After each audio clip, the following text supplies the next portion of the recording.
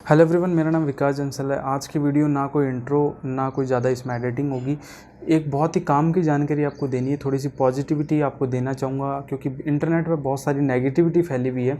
जो बच्चे अभी कनाडा में ट्रैवल करना चाहते हैं, जो इंटरनेशनल स्टूडेंट है जिनका वीज़ा आ चुका है, तो कई सारी रूमर्स फैली हुई है कि भाई आप अगर अभी कनाडा जाते हैं तो आपको डिपोर्ट कर देंगे या फिर आपको फ़्लाइट में एंटर होने नहीं देंगे। कुल मिला के आप अभी कनाडा नहीं जा सकते। ये कुछ चीज़ें फैली हुई थी, तो मैं आपको कुछ चीज़ें बताना क्लियर करना चाहूँगा क्योंकि मेरी बात हुई है। जो बच्चे 25 जून को अभी वंदे भारत मिशन की जो फ़्लाइट चल रही है एयर इंडिया की, उसमें एंटर होके अभी कनाडा ट्रैवल किया है उन्होंने, और अभी वो सेल्फ़ क्वारंटीन में है कनाडा में। इंटरनेशनल स्टूडेंट थे वो। उनसे बात करते टाइम मैंने उनसे उन्हें काफ़ी इंसिस्ट किया कि इस कॉल को मैं रिकॉर्ड कर लूँ ताकि मैं वीडियो में पुट कर पाऊँ, लेकिन उन्हें शायद इस बात का डर था कि कहीं किसी को पता चल गया तो मुझे कहीं डिपोर्ट ना कर दें, और उनका डर भी सही था, मैं ये बोलता हूँ। तो मैं अनफॉर्चुनेटली मैं इस वीडियो में कोई भी इनकी रिकॉर्डिंग या कुछ नहीं, तो उन्होंने जो मुझे बताया वो मैं आपको बता रहा हूँ। और आप अगर उनसे बात करना चाहते हैं तो मेरा इंस्टाग्राम आ रहा होगा स्क्रीन पे, आप मुझे जो है मैसेज कर दें इंस्टाग्राम पे, मैं आपको उनकी कॉन्टैक्ट डिटेल्स दे दूँगा। आप बात कर लें। अगर आप ट्रैवल प्लान कर रहे हैं कनाडा के लिए तो आप उनसे बात कर लें कि भाई कैसे क्या हुआ था सारा कुछ, और आप अपना बिना किसी जो है डाउट के सारे डाउट्स क्लियर करके आप भी कनाडा जा सकें। वंदे भारत मिशन फ़्लाइट्स की मैं बात कर रहा हूँ। तो चलिए सबसे पहले मैं बात करता हूँ, जो वो ब्रदर थे उनका जो वीज़ा है वो दिसंबर में वीज़ा आ गया था। मे इनटेक था उनका, 2 साल का पीजी डिप्लोमा। ठीक है, 2 साल का पीजी डिप्लोमा। तो उन्होंने जो अपनी फ़्लाइट बुक की थी वो की थी अप्रैल के लिए।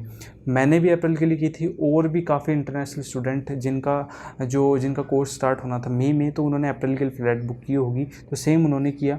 तो जैसा कि सभी को पता है कोरोना वायरस हो गया था, तो कोई भी जो है ट्रैवल नहीं कर पाया था, ट्रैवल रेस्ट्रिक्शन हो गई थी, तो कोई भी ट्रैवल नहीं कर पाया था। ठीक है, वो भी नहीं कर पाया ट्रैवल। तो उन्होंने क्या किया, एयर इंडिया से बात करके, काफ़ी मुश्किलों के बाद तो उन्होंने एयर इंडिया से बात हुई, और उन्होंने एयर इंडिया के सेंटर जाके जो है एयर इंडिया की फ़्लाइट को रीशेड्यूल करवा दिया 25 जून के लिए। ठीक है, उन्होंने सोचा कि तब तक जो है फ़्लाइट चल जाएगी। उसके बाद जो है फ़्लाइट फिर भी नहीं चली, वंदे भारत मिशन की फ़्लाइट चल रही थी। वंदे भारत मिशन का आपको पता होगा कि जो है हमारे कनाडा में जो इंडियंस फंसे हुए हैं उनके लिए वो फ़्लाइट्स हैं, उन्हें वापस लेने के लिए। ठीक है, तो उस फ़्लाइट को उन्होंने बुक कर लिया।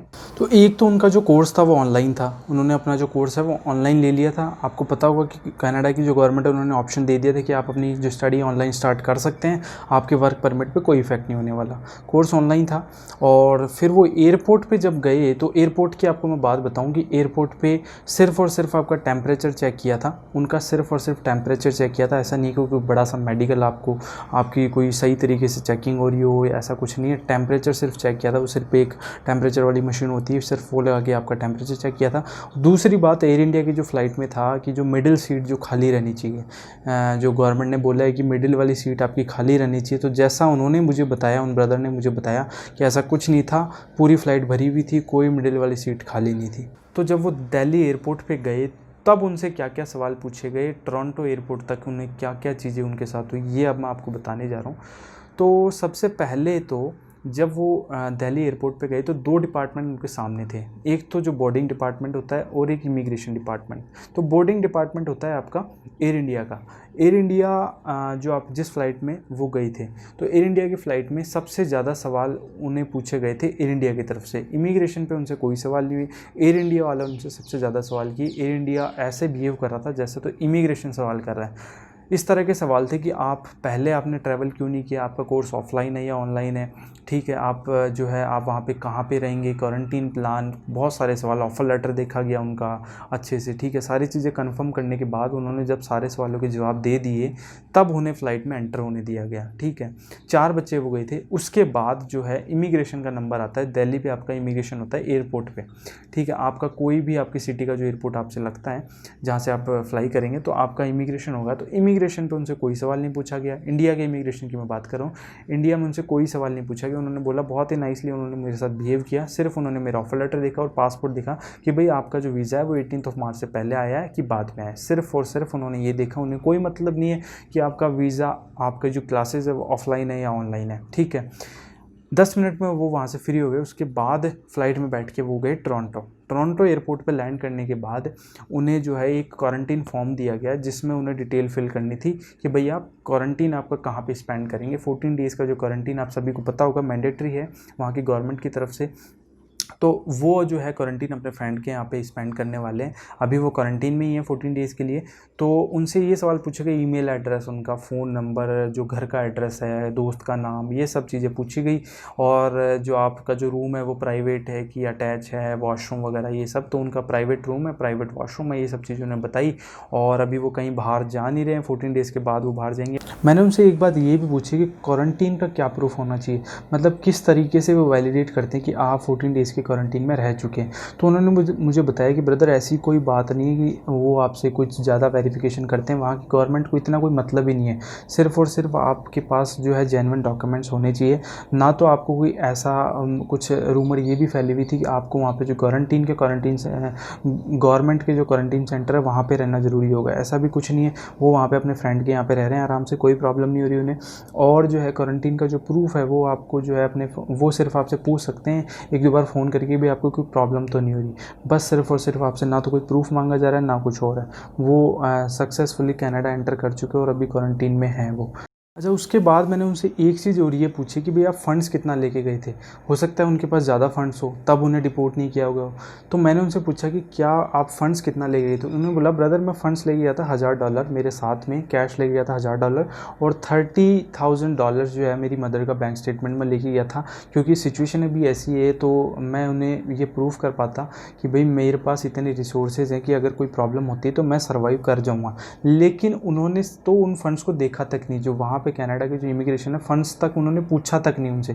ना जो आपका ट्रैवल सपोर्ट लेटर भी अभी चला हुआ है, मैंने वीडियो भी बनाई थी। जो कॉलेज आपको ट्रैवल सपोर्ट लेटर दे रहा है उसका भी उनमें कहीं जिक्र नहीं था। इमिग्रेशन ने ना तो ट्रैवल सपोर्ट लेटर देखा, ना कोई फंड्स देखा, ना कोई रिपोर्ट वाली बात आई। सिर्फ और सिर्फ आपका ऑफर लेटर देखा था, क्वारंटीन प्लान पूछा और आपका वीज़ा 18 मार्च से पहले आया हुआ है कि नहीं आया हुआ। सिर्फ और सिर्फ ये चीज़ें पूछी। उनको कोई फ़र्क नहीं पड़ता आपकी क्लासेस ऑफलाइन है या ऑनलाइन है। ये जो ब्रदर गए इनकी क्लासेस ऑनलाइन चल रही है, तो कहीं इन्हें कोई रुकावट नहीं आई, इन्हें कोई प्रॉब्लम नहीं हुई। सिर्फ और सिर्फ आपका जो है जेन्युइन डॉक्यूमेंट्स आपके पास होने चाहिए।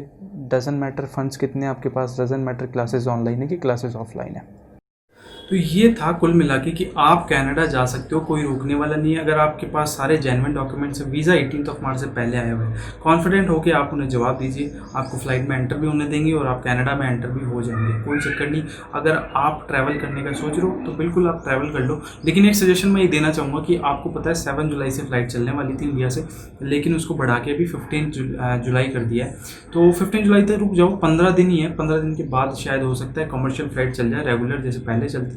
तो फिर उसके बाद तो कोई बिल्कुल भी नहीं पूछने वाला। हो सकता है एयर इंडिया आपको ज़्यादा सवाल इसलिए कर रही है क्योंकि वो जो फ्लाइट चली है वो एक मिशन के जो है अकॉर्डिंग चली है। वहाँ पे जो PR होल्डर्स है स्पेशली उनके लिए वो फ्लाइट चली है। तो शायद हो सकता है स्टूडेंट्स से ज़्यादा सवाल वो इसलिए कर रहे हो।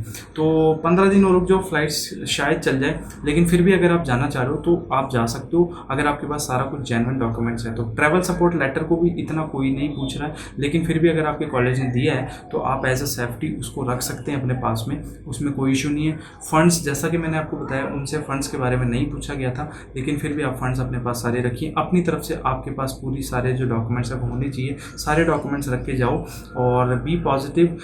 कोई इशू नहीं है, कोई रिपोर्ट नहीं कर रहा और आराम से जाओ। फ्लाइट्स वगैरह बुक कर लो आप अपनी, अगर आप करना चाह रहे हैं तो। और मुझे नहीं पता ये जो इन्फॉर्मेशन थी जो मैं आपको थोड़ी सी और बता रहा हूँ कि एयर इंडिया की जो उनकी जो फ़्लाइट थी वो जो बिफोर जब उन्होंने अप्रैल के लिए बुक की थी वो थी 63,000 की।